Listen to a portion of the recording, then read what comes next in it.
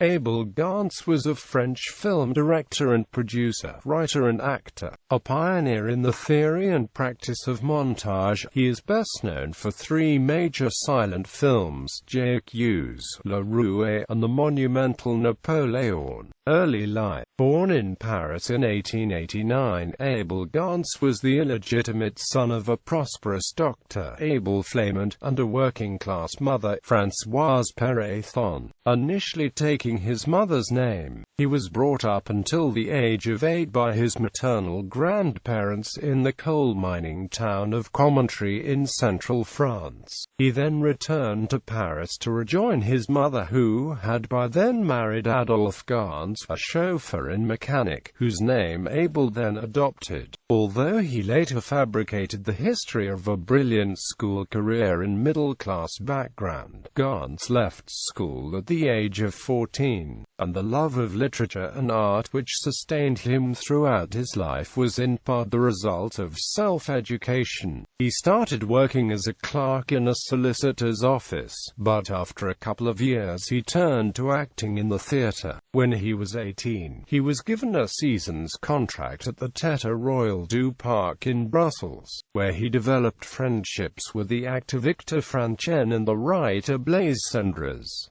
Silent films. While in Brussels, Gance wrote his first film scenarios, which he sold to Acute1's Perret. Back in Paris in 1909, he acted in his first film, Perret's Molière. At that stage he regarded the cinema as infantile and stupid, and was only drawn into film jobs by his poverty. But he nevertheless continued to write scenarios, and often sold them to Gourmand. During this period he was diagnosed with tuberculosis, often fatal at that time, but after a period of retreat in Vittel he recovered. With some friends he established a production company, La Film Française, and began directing his own films in 1911 with Le Digue, a historical film which featured the first screen appearance of Pierre Renoir. Gance tried to maintain a connection with the theatre, and he finished writing a monumental tragedy entitled Victoire de Samothrace, in which he hoped that Sarah Bernhardt would star.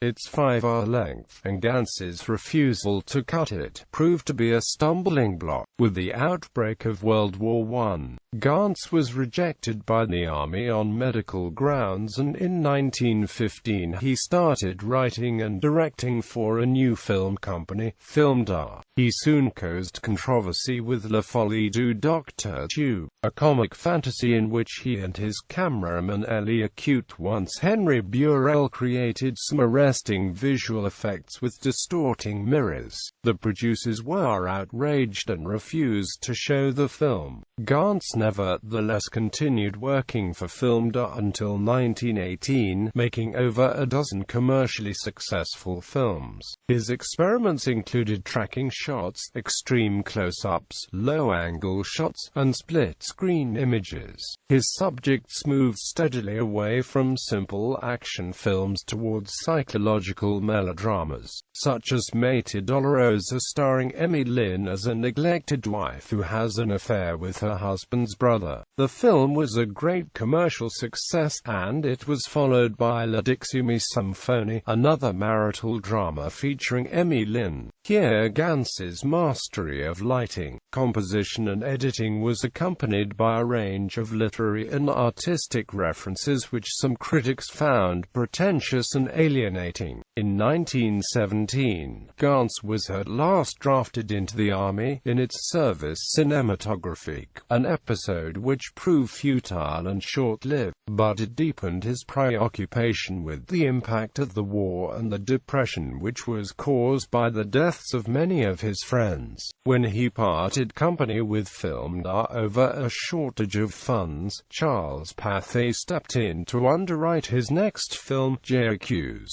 in which Gance confronted the waste and suffering which the war had brought. he re-enlisted in the service cinematographic in order to be able to film some scenes on a real battlefield at the front. The film made a powerful impact and went on to have international distribution. In 1920, Gance developed his next project, La Roue, while recuperating in Nice from Spanish flu, and its progress was deeply affected by the knowledge that his companion Ida Danes was dying of tuberculosis. Furthermore, his leading man and friend Séverin Mars was also seriously ill. Nevertheless, Gance brought an unprecedented level of energy and imagination to the technical realization of his story, set firstly against the dark and grimy background of locomotives and railway yards, and then among the snow-covered landscapes of the Alps. He employed elaborate editing techniques and innovative use of rapid cutting, which made the film highly influential among other contemporary directors. The finished film was originally in 32 reels and ran for nearly 9 hours, but it was subsequently edited down for distribution,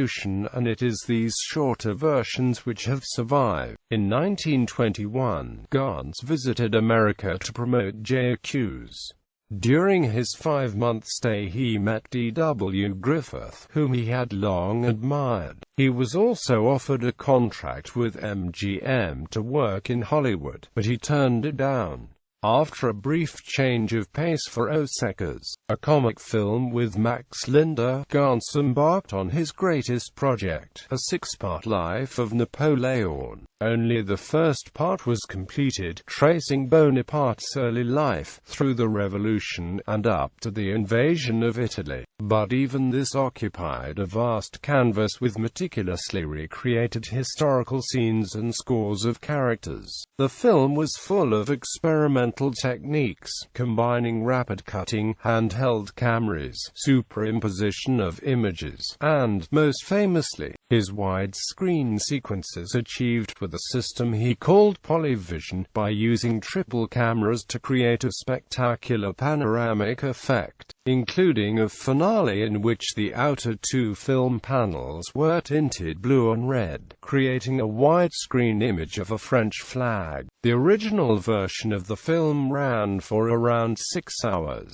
A shortened version received a triumphant premiere at the Paris Opera in April 1927 before a distinguished audience that included the future General de Gaulle. The length was reduced still further for French and European distribution, and it became even shorter when it was shown in America. This was not the end of the film's career, however. Gance reused material from it in later films, and the restoration of the silent film in the 1980s confirmed it as his most famous work. Sound films. Gance embraced the arrival of sound with enthusiasm, and his first production was Le Fin du Monde, an expensive science fiction film about the imminent collision of a comet with the Earth. Gance himself played the leading role. The film was a critical and commercial disaster, and thereafter the creative independence which Gance had enjoyed in the previous decade was seriously curtailed. Gance continued to be a busy filmmaker throughout the 1930s, but he characterized most of the films made during this period as ones that he did not in order to live, but in order not to die. In 1932, he tried to demonstrate his credentials as a reliable and efficient director by filming a remake of Meta Dolorosa, which he completed within 18 days and within budget. Among the other commercial works that followed were Lucrezia Borgia with Edwige Feuillée and Un Grand Amour de Beethoven with Harry Bohr. One of the more personal projects that he was able to undertake was a new version of J'accuse. Not so much a remake of his 1919 film as a continuation of it, and conceived as a warning against the new war that he saw impending. After the invasion of France in 1940, Gance filmed a popular melodrama called Acute Avenue, which he saw as an allegory of the current state of France and a message of hope directed to the ordinary French people in the time of misfortune. At this period, Gance was among those who saw saw Philippe Pétain as the means of the country's salvation, and in September 1941 VE-Acute-10 News Avenue had its first screening in Vichy, preceded by a speech in which Gance paid tribute to Pétain. After completing one more film, Le Capitaine Fracassé, Gance went to Spain in August 1943, citing growing hostility from the German authorities in France, and he remained there until October 1945. After the war, his difficulties in getting support for his projects increased and he made few films. The historical melodrama La Tour de Nesle was his first film in color, and it provoked some revival of interest in his work, with critics such as François Truffaut making the case for Gance as a neglected auteur of genius. Gance returned to Napoleonic spectacle with Austerlitz, and made a further historical pageant in Cyrano et d'Artagnan, before moving into television for his final works, also on historical subjects. Throughout his life, Gance kept returning to Napoléon, often editing his own footage into shorter versions, adding a soundtrack, sometimes filming new material, and as a result the original 1927 film was lost from view for decades. After various attempts at reconstruction, the dedicated work of the film historian Kevin Brownlow produced a 5-hour version of the film, still incomplete but fuller than anyone had seen since the 1920s. This version was presented at the Telluride Film Festival in August 1979, with the frail 89-year-old director in attendance. The occasion brought a belated triumph to Gance's career, and subsequent performances and further restoration made his name known to a worldwide audience. Abel Gance married 3 times, in 1912 to Mathilde Theiser, in 1922 to Marguerite Darnez, in 1933 to Marie Odette Verite, who died in 1978. Gance died of tuberculosis in Paris in 1981 at the age of 92.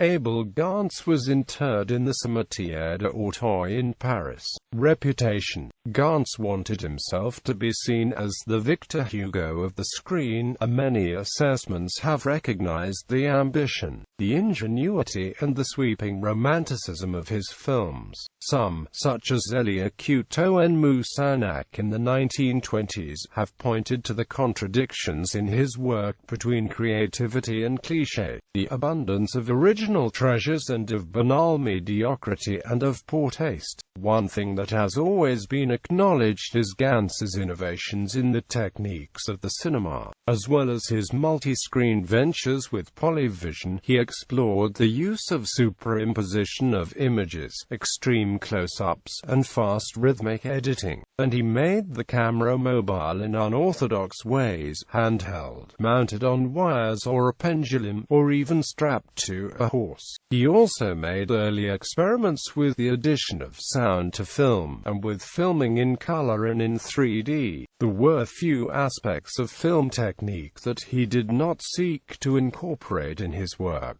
and his influence was acknowledged by contemporaries such as Jean Epstein and later by filmmakers of the French New Wave. In the assessment of Kevin Brownlow, with his silent productions, Jacques Le Roue and Napoléon made a fuller use of the medium than anyone before or since. Another aspect of Gance's work which has drawn comment from critics is the political stance and implication of his life and films, particularly his identification with strong military leaders, whereas Jacques in 1919 suggested Gance's pacifist and anti-establishment attitude. The reactions to Napoleon in 1927 saw greater ambivalence, and some commentators even judged it to be an apologia for dictatorship. This strand of criticism of Gance's reactionary politics has continued through later assessments of him. It has also noted his ardent support for Pétain in the early years of World War II, and subsequently for Charles de Gaulle. all in the 1960s.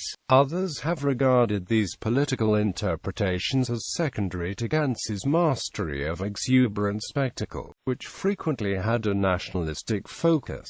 As one obituary concluded, Abel Gance was perhaps the greatest romantic of the screen. Filmography. Jury. Abel Gance was a member of the jury for Miss France 1938. He was also a member of the jury for the 1953 Cannes Film Festival, with Jean Cocteau as president.